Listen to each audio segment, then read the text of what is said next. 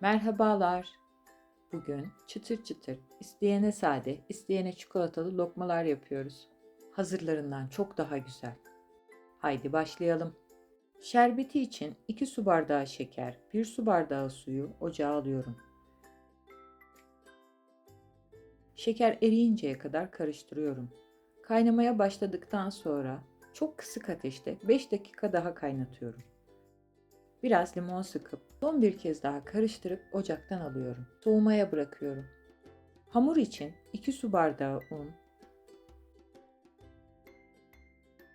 1 çay kaşığı maya, 1 çorba kaşığı şeker ve 1 fiske tuzu, 1 su bardağı ılık suyla hamur yapıyorum. Su miktarına dikkat. Undan una değişebilir. Hamurunuz gösterdiğim kıvamda olmalı. Üzerini örtüp yarım saat ılık ortamda mayalandırıyorum. Mayalanan hamuru spatula ile karıştırarak havasını alıyorum. Hamurun kıvamına dikkat edin. Bu aşamada gerekiyorsa un ekleyebilirsiniz.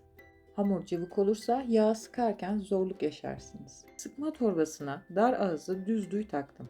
Hamuru doldurdum. Torbanın ucunu şimdilik kesmedim. Size soğumuş olan şerbetin kıvamını gösteriyorum. Çok yoğun bir şerbet.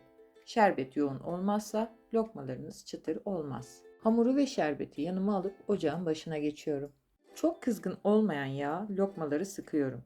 Tavadaki yağı buladığım bıçak ile kesiyorum. Bıçağın ucunu sık sık yağ buluyorum. Ocağınız çok açık olmasın. Kısıktan biraz fazla olsa yeter. Ağır ateşte yavaş yavaş pişmeli. Hamurların dışı kuruyunca kevgirle karıştıra karıştıra kızartıyorum. Bu yağ daha önce yaptığım tulumba tatlısından kalan yağ. Tulumba tatlısının tarifine sağ üst köşeye bıraktığım karttan ulaşabilirsiniz.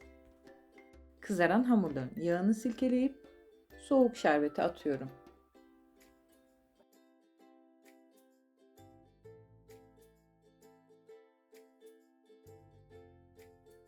Birkaç tur şerbetle çevirip üst üste gelmeyecek şekilde servis tabağına alıyorum. Tekrar yağ hamur sıkmadan önce yağı 5 dakika kadar soğutuyorum.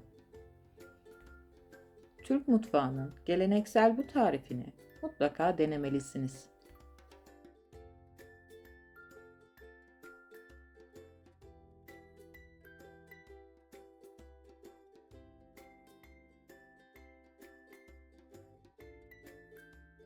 Üzerini dilerseniz çikolatayla süsleyebilirsiniz.